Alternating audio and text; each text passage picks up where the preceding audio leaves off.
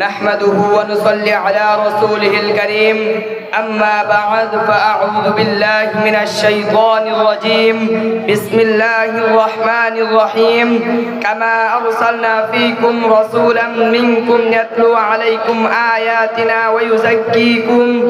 ويزكيكم ويعلمكم الكتاب والحكمة ويعلمكم ما لم تكونوا تعلمون صدق الله العظيم الحمد لله বাসাত হারিয়া দারুল উলুম মাদ্রাসা কর্তৃক আয়োজিত সাপ্তাহিক সেমিনারে উপস্থিত আছেন সম্মানিত সভাপতি সাহেব, উপস্থিত আছেন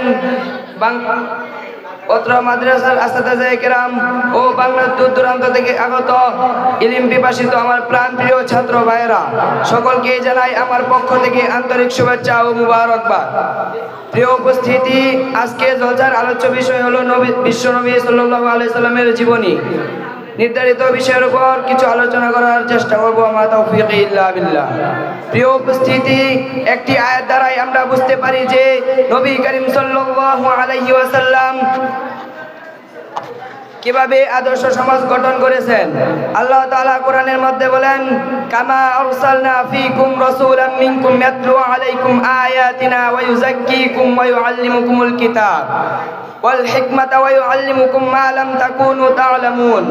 অর্থাৎ আমি তোমাদের মধ্য থেকে তোমাদের নিকট একজন রাসূল পাঠিয়েছি, যিনি তোমাদের নিকট আমার বাণী সমূহ পাঠ করবেন, অর্থাৎ তোমাদেরকে কুরআন শিক্ষার ব্যবস্থা করবেন, তোমাদেরকে পবিত্র করবেন, আর তোমাদেরকে কিতাব ও হিকমত শিক্ষা দিবেন, আর এমন বিষয় শিক্ষা দিবেন যা কখনো তোমরা জানতে না।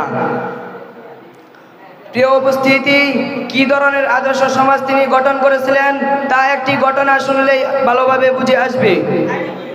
মক্কা বিজয়ের পর ফাতেমা নামক কুরাইশ গোত্রের এক মহিলা চুরি করেছিল।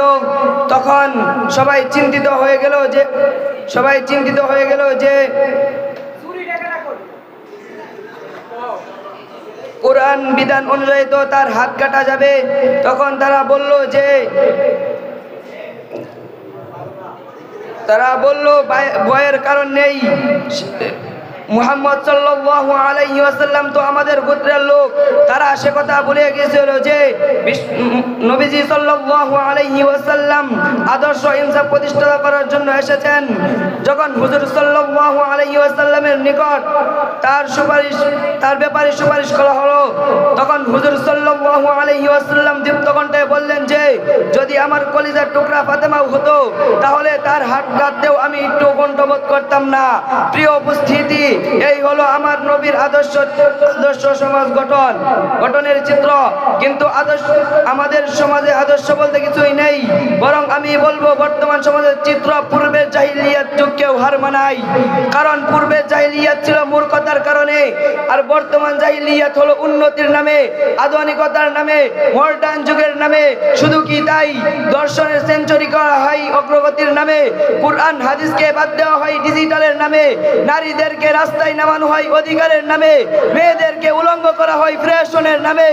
সুতরাং পূর্বের জাহিলিয়াত থেকে বর্তমান জাহিলিয়াত আরো বেশি ভয়ঙ্কর। প্রিয় উপস্থিতি, বর্তমান সমাজের দিকে লক্ষ্য করলে দেখা যায় মুসলমান সন্তানেরা কুরআন তেলাওয়াত করতে পারে না, নামাজ পড়তে জানে না, ধর্মীয় পরিভাষাগুলো জানে না। কারণ ঘুম থেকে উঠেই তাদেরকে যেতে হয় খ্রিস্টানদের পরিচালিত স্কুলেতে।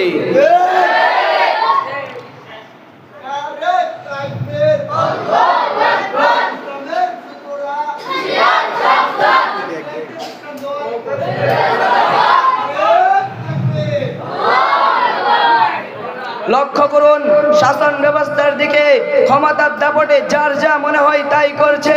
তাই বলছি, লক্ষ্য করুন বিচার ব্যবস্থার দিকে। বিচারের নামে শত শত অসহায় মানুষ কারারুদ্ধ অবস্থায় জীবন কাটাচ্ছে। বিচারের নামে শত শত আলেম উলামার বিরুদ্ধে মামলা দেওয়া হয়েছে, আবার এই বিচারের নামে হাজার হাজার সন্ত্রাস মুক্তি পাচ্ছে।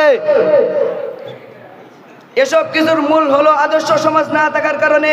তাই আদর্শ সমাজ গড়তে হলে বর্তমান শাসন ব্যবস্থা, রাষ্ট্র ব্যবস্থা, বিচার ব্যবস্থা, শিক্ষা ব্যবস্থা সহ সব ধরনের ব্যবস্থা সংস্কার করে নবীজির রেখে যাওয়া কোরআন সুন্নাহ মোতাবেক আদর্শ সমাজ গড়তে হবে। আর এই আদর্শ সমাজ গঠনে যারা বাধা হয়ে দাঁড়াবে তাদেরকে পরিষ্কার কণ্ঠে বলা দেওয়া হবে, তোমরা ভুলে যেও না এখনো আমাদের শরীরে হযরত ওমর রাদিয়াল্লাহু তাআলা আনহুর রক্ত বইছে, আমাদের শরীরে হযরত খালিদ বিন ওয়ালিদের রক্ত বইছে, আমাদের শরীরে হুজুর সাল্লাল্লাহু আলাইহি ওয়াসাল্লামের রেখে যাওয়া আদর্শ এখনো বিদ্যমান রয়েছে। এদেশ তোমাদের বাপের টাকায় কিনা নয়, এদেশ তোমাদের টাকায় কিনা নয়, বরং এদেশ বহু ইসলামী সৈনিকের রক্তের বিনিময়ে কিনা।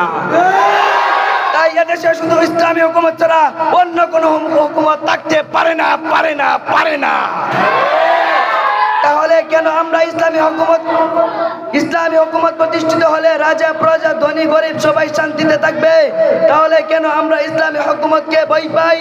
ইসলামী হুকুমত প্রতিষ্ঠা করে একটু দেখুন, উপলব্ধি করুন দেশের মানুষ কতটা শান্তিতে আছে, কতটুকু নিরাপত্তা অনুভব করছে। প্রিয় উপস্থিতি, ইসলামী হুকুমতের মাধ্যমে সারা বিশ্বে একটি ইসলামী আদর্শ সমাজ গঠন করে সকল ইসলাম বিরোধীর বিষটা ভেঙে দিতে হবে। এর জন্য যদি রক্তের প্রয়োজন হয় তাহলে আমরা রক্ত দিব, যদি জীবনের প্রয়োজন হয় আমরা জীবন দিব। তারপরেও খোদার এই জমিনে নবীর আদর্শ প্রতিষ্ঠা করেই ছাড়বো ইনশাআল্লাহ। আল্লাহ তাআলা আমাদেরকে নবীর আদর্শ প্রতিষ্ঠা করার তৌফিক দান করুন। আমিন ওয়া আখিরু দাওয়ানা আলহামদুলিল্লাহি রাব্বিল আলামিন।